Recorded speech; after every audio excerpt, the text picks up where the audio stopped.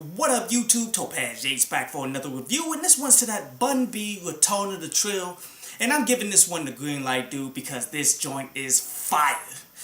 It's like every year a legend comes out of nowhere and drops a top 5 album, you feel me? Because if you guys go back, you remember Big Boy did Boomerverse, if you remember the God Box from David Banner, if you remember Jeezy came out with the Pressure joint. Like, these were top 5 albums of the time period, and this is no different. Like, I do feel as though by the end of the year, people will finally look back at this because it's rather solid all the way around. As the basic concept of this is pretty much just Bun B coming back to the game. Because it's been since 2013 that he did the Trill OG epilogue and all of that. So it's been like 5 years and now he's coming back to the game doing music.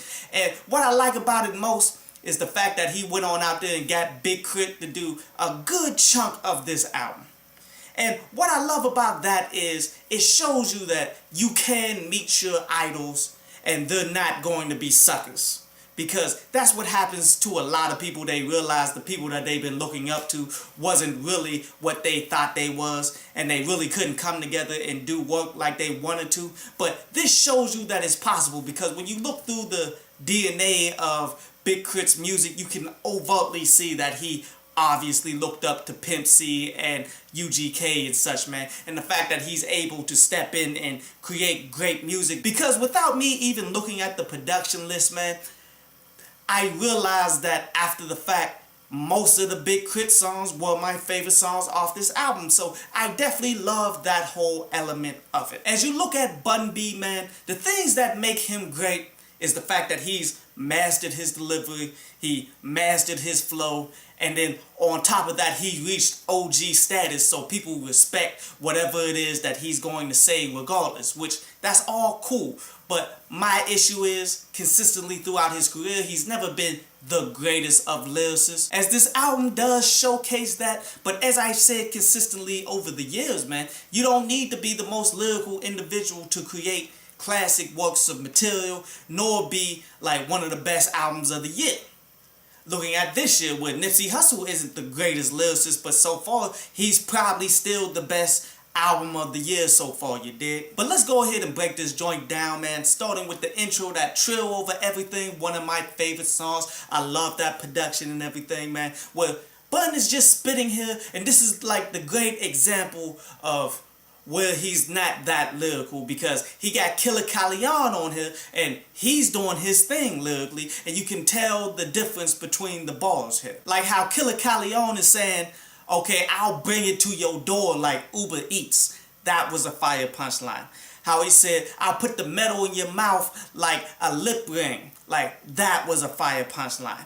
Wow, when you look at what Bun B is bringing to the table here, man, he's saying how he's self-made, self-paid. Ain't nobody can say that they've ever coached him, which, you know, that's OG thing to say, but not really a fire punchline, you feel me? And that remains consistent throughout that song. But with that production being as hot as it is, man, and the hook and everything just being a quality song, it doesn't much matter. The next song I want to talk about is that Recognize with T.I. and Big Crit on it, man. Where the thing about this song that kind of irks me is when Bun B begins talking about how strong his wordplay is, but yet he's not doing actual wordplay on the song. Where what he's doing is actually vocab. Like having a heavy, more diverse vocab, like he was just reading the dictionary, which was cool because when you get T.I. on the song, you know he's always going to rap out of the dictionary himself. So it fits that they came together to do that, but yet, like, if you go and talk about how strong your wordplay is, you should often do wordplay. You feel me? But how often do you hear a rapper rhyme ventricles and peripherals together and such? You feel me? So that's where the substance matter came from, that, as the basic concept of this song is Bun B telling people you gonna recognize his status of being in the game, being the OG, which people need to do that. As T.I. in the song, he took that direction, talking about all the things that he did, but he has to recognize that the OGs did it before him, like Bun, which that was cool. The next song I want to talk about was that Out of Season, another one of my favorite songs produced by Big Crit, where this is an update to the whole screw music from back in the days, man, where the basic concept here is being a sucker and not really being true to your world and not being a true individual to yourself. That is played out or out of season. As Bun B has some moments within there talking about how he's like David Blaine, is this your card? Pretty much like when they do magic tricks, they'll pull a card out of a deck, so he's pulling individuals' cards. Like, that was cool. Definitely one of my favorite songs, as he's saying, like, you need to practice what you preach, because this is just real stuff. Like, this is how you get respect on the streets and respect of other people. When you say you're going to do something and you go out and do it, regardless of what anybody feels about it, and you remain true to yourself and never violate hood laws and anything like that. And speaking about breaking hood laws, my next favorite song would be that You a Bitch with Pimp C up on there, man, where pretty much they're just sampling a Pimp C interview and going off of that, where in each verse, Bun B is talking about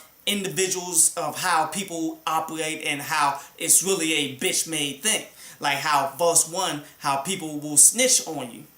And they'll end up being like the boss of the whole operation, and they'll start telling on people who are working up under them and stuff, man. Like, instead of them accepting the time for being the boss. Verse 2, he begins talking about the school to prison pipeline, or the prison industrial system, or the prison industrial complex, where we are set up as black individuals to go to jail from an early age. And he's pretty much talking about how the system is so bitch made because of that. And then on the third verse, he's talking about drug dealing, on how Big Pharma is bigger than any street drug dealer there ever was, on how they're profiting off of people's pain, and which it is what it is, because it is a business. I can't say for people to put the work in anything and not get money off of it, but yet for them to not get the time, while people who's doing actual drug dealing on the streets and all that get massive amounts of time, even when these people are completely in the wrong, when they are giving out these Percocets and all of that stuff, like all willy-nilly to anybody. Overall, an excellent song, man. I definitely enjoyed that message. I enjoyed everything about that.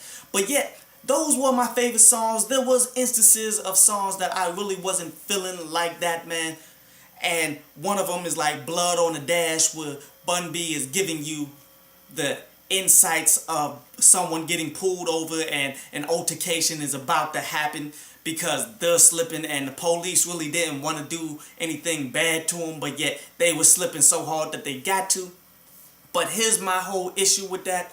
I'm not trying to hear anything about the police's side and their point of view on why they ended up killing people, because we see it all the time on the news when white people are doing something ridiculous. Like, I seen a video of a white dude just straight up fighting a cop, and then the cop just started running after he tased him, and the taser didn't do anything to him, and he didn't want to sit up and get a beating, but yet the guy chased him down and beat him up and just walked off like he was so hard and all of that stuff. A black person would have got gunned down. So obviously these police, they know how to not be deadly towards individuals. You feel me? And then police get killed all the time in white society. White people kill police all the time, but yet they don't go ham on them like they go ham on us. So I'm not trying to hear any side of the story, because we are treated unjustly regardless. And then a song like Rude Boy with Lil Wayne, where it got that Jamaican vibe on it, and I was honestly hoping that Bun B would just stick to the classic OG Houston sound that he was doing great with for the good majority of this album, you feel me? Even as Lil Wayne had some moments in this saying how he is not human, as he got a pocket full of blue mons. Like, that was pretty slick. But for the most part, out of their comfort zone, really didn't do that well with it. And I'm not saying that Bun can't do such a thing. I'm just saying he needs more practice with it to get to the level in which he needs it to be. And he was already doing great music before trying to stretch out and do something like that. Overall, as a project, man, solid. Definitely one I recommend, dude. As a legend, he showed up with some legendary music, and I'm really happy that Big Crit was able to get in on this and put forth a lot of high quality music. As I'm giving this joint, man, a solid 8.5 out of 10. Definitely go ahead and peep this out, man. Definitely could be one of the best albums of this year. I hope you enjoyed the show. You can follow me at Twitter up there. And you can go to downloadpads.com, that's down there, to read today's article.